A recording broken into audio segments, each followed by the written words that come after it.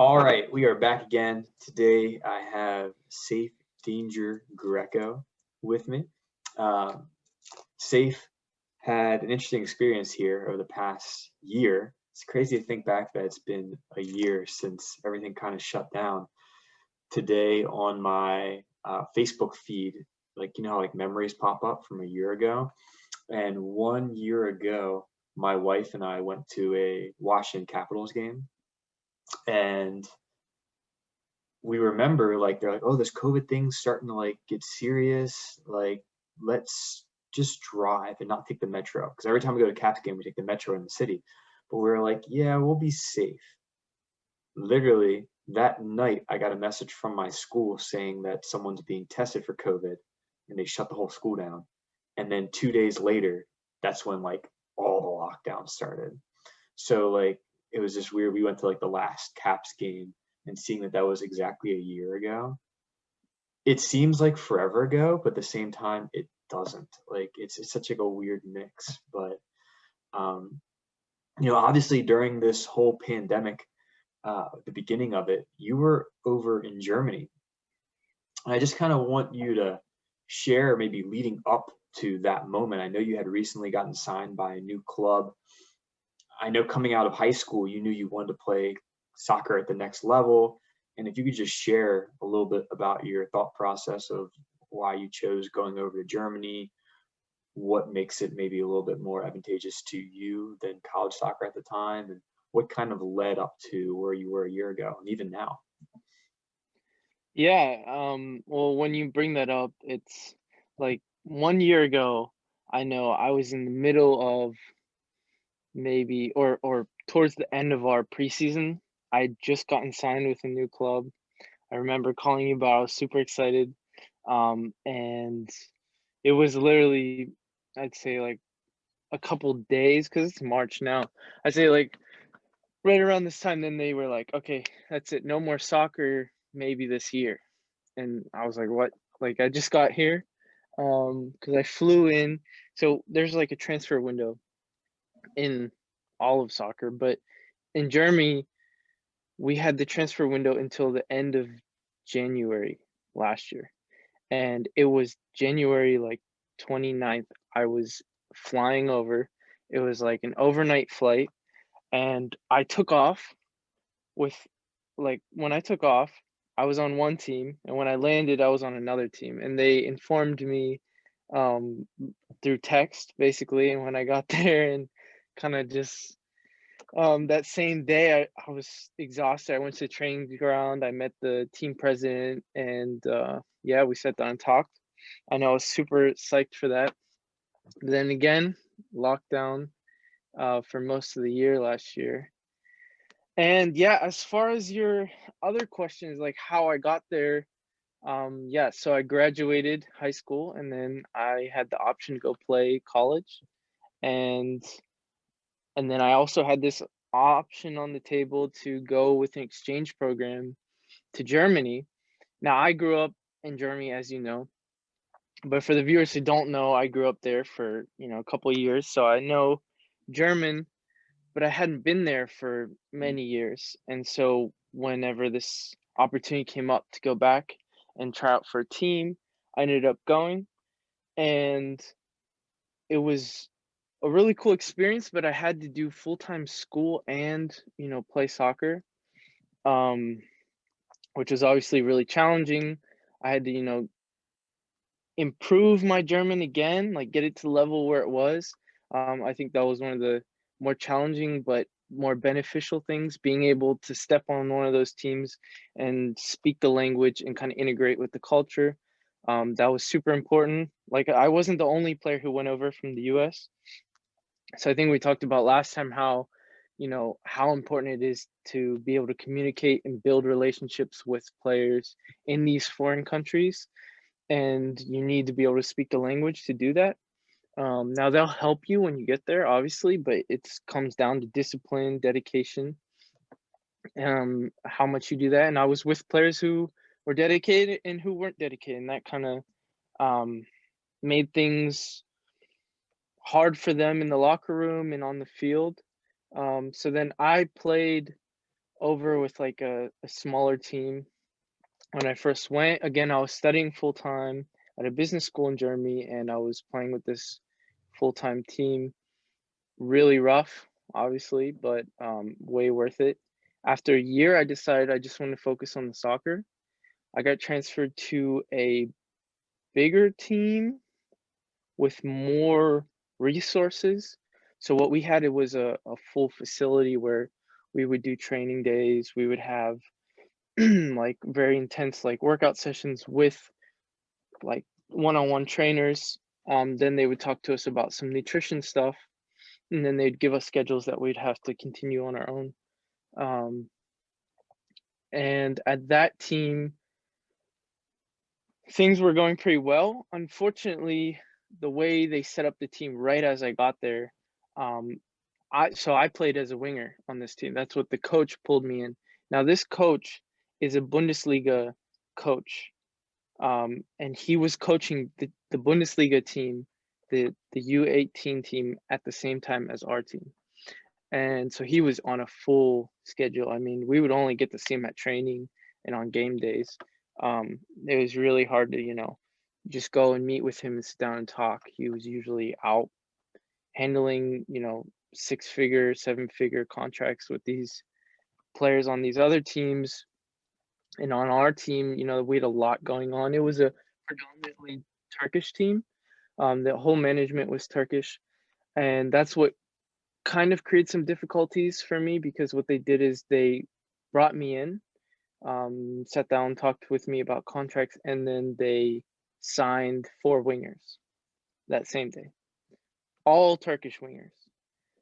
Now, I didn't think anything of it first, but as soon as the first game day came, it's pretty obvious that I got shifted out of my starting position, even though I was there 4 days a week at training, working my butt off. I'm thinking, yeah, I'm like 19, I'm the most like in shape one, I'm ready to go.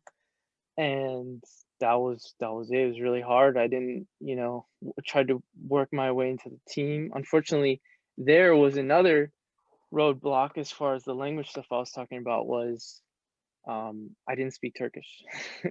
So, but mostly we spoke German, but you could tell like in the locker room, if you could speak Turkish, you had another, hand up on the players who didn't. Just being able to communicate again with team president and everything. I didn't have any negative relationships, but it's really hard to build strong positive relationships. I remember this. Again, I had been there for a year, and I'd already decided that I was going to focus on soccer full time.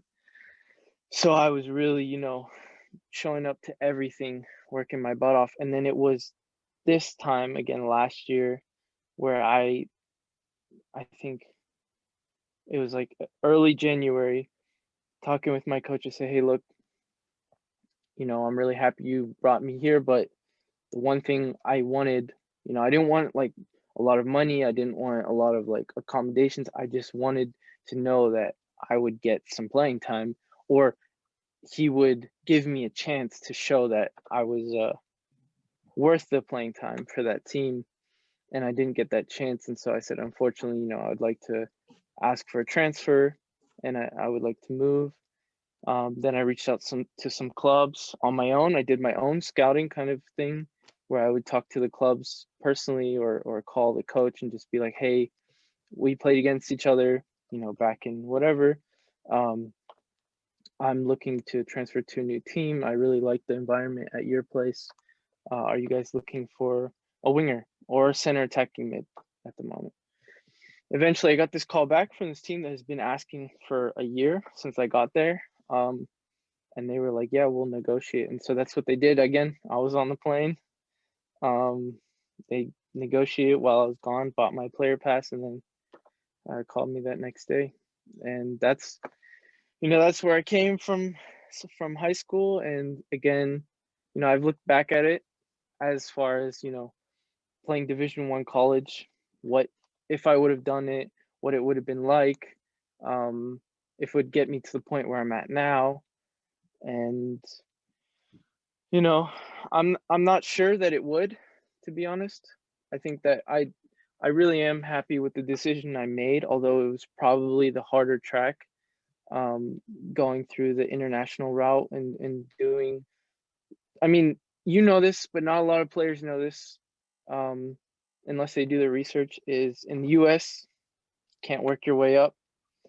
You stay in the same league. The teams who win don't get to go up. In Germany, we have 12 divisions. And if you're in Sunday League 12th division and you win that league, you go to 11th division. If you win, you go to Bundesliga. If you can win every year. And so we have some teams that we play against who have played against Bayern Munich. And that's awesome, but they have so much more resources. And so those games are, really hard. And obviously they're fighting to get their way back up and we're fighting to stay up. And so what I did is I left a team that was really had some like former pros, had some upcoming youth players, that the Turkish team, a lot of, sponsors and money. And I left to go to this team that was basically holding on for dear life in the mid division of Germany. But that's why they were so keen on having me, because they're like, look, we are going to use you. We are going to play you. And for me, as a new player coming from the US, that's, music to my ears that they're looking to play me and that they already have an idea of how I'm going to fit into their formation. I'm not going to be fighting my way off the bench, improving myself constantly, that they've already, seen and watched me play, and they know what they want to do with me and with the season. And so I kind of saw how our ideas correlated, and I was really excited about that. But again, there were some downsides. We don't have the same facility, we don't have the same trainers, we don't have the same access to certain, financial help and certain like things in general. Not all the players there were like former pros. So you're working with a different group of guys.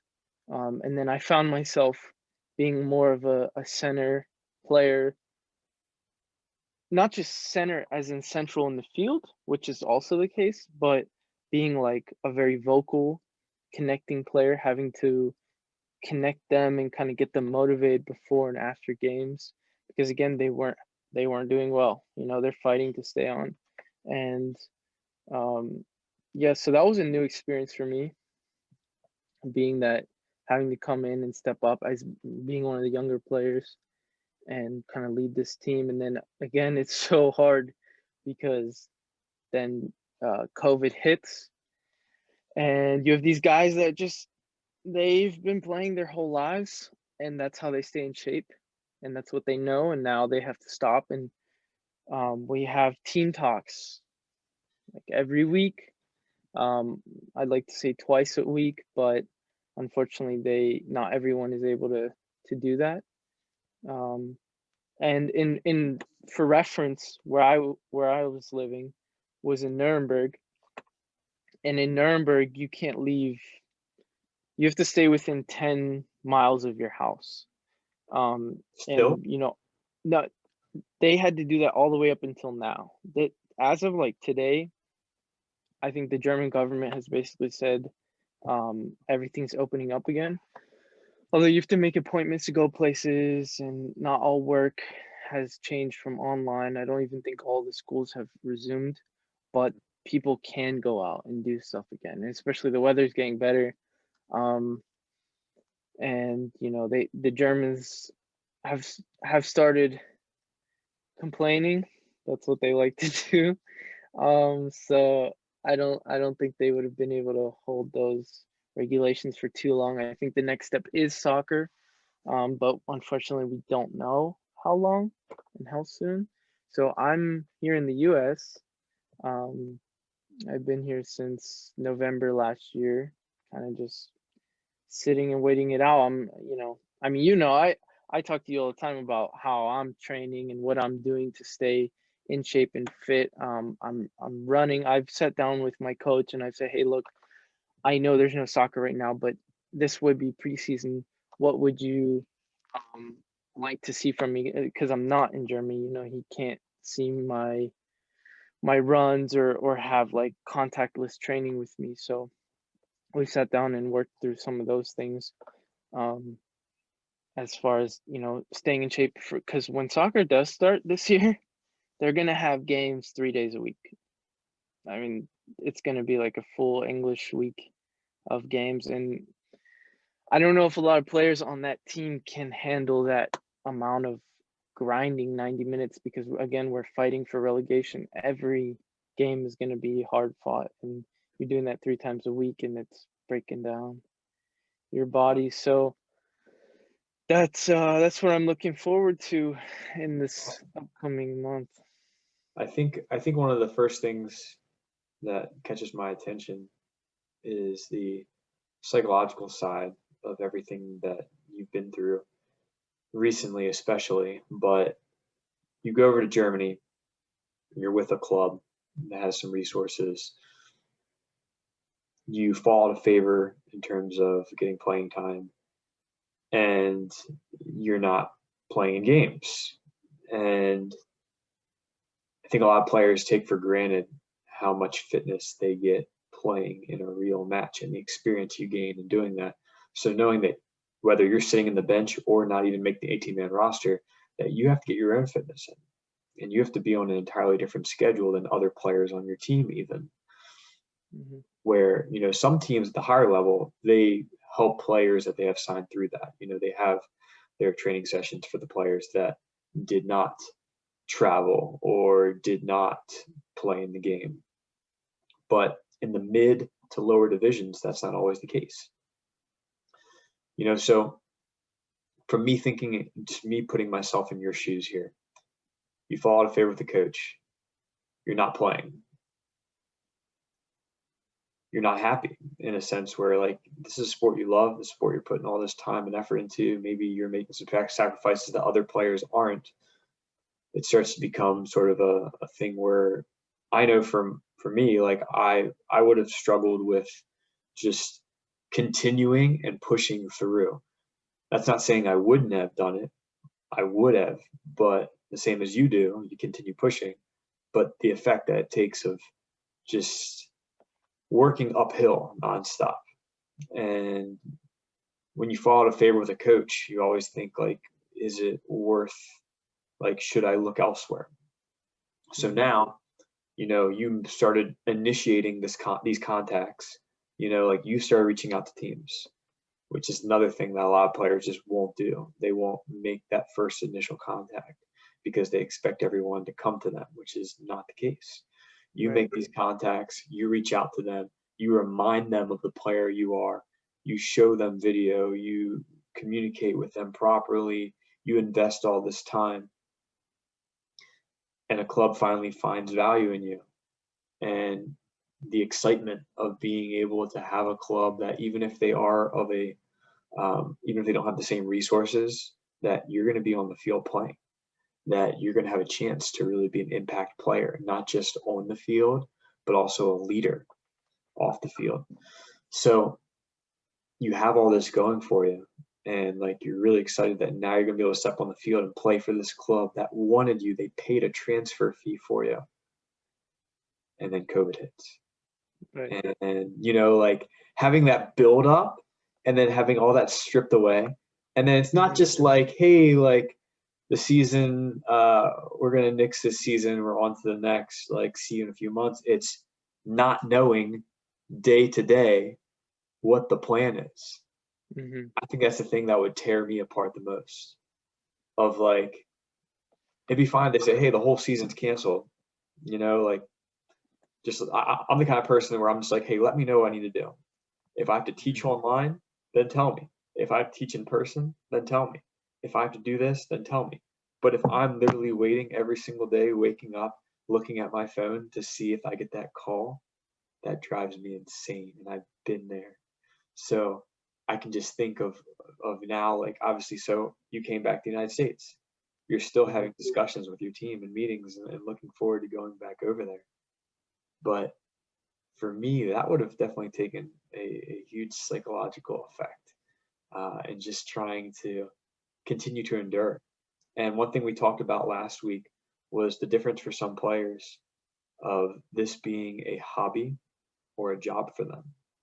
I think you gave a really good answer.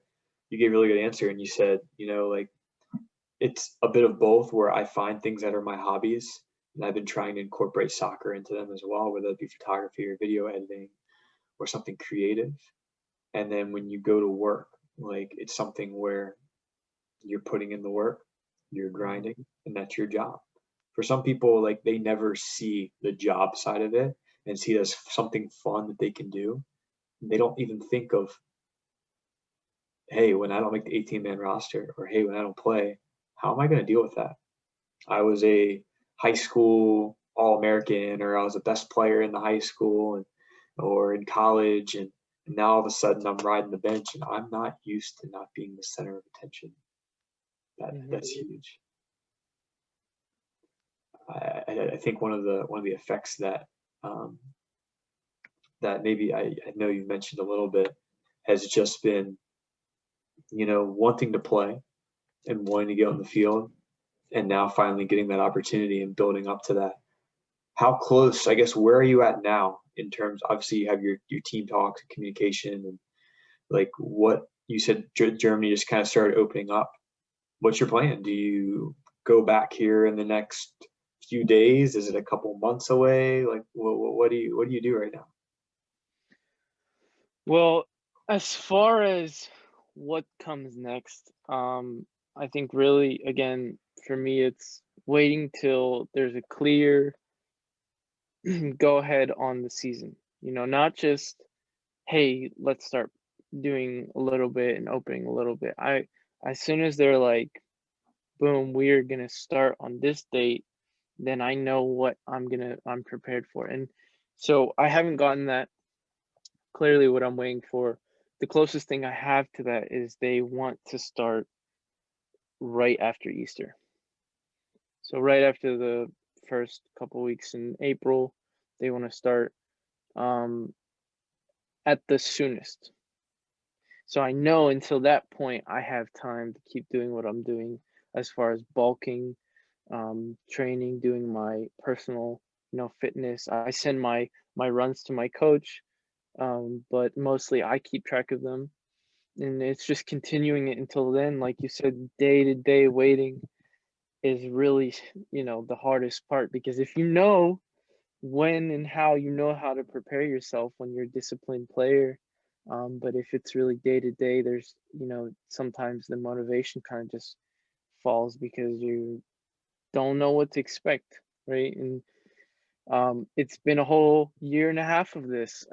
It gets even, I didn't mention is last year it was like this where we had started preseason all February.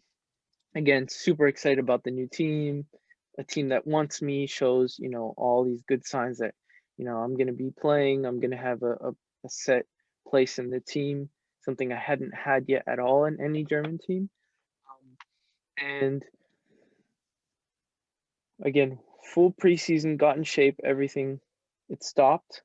We didn't know how long.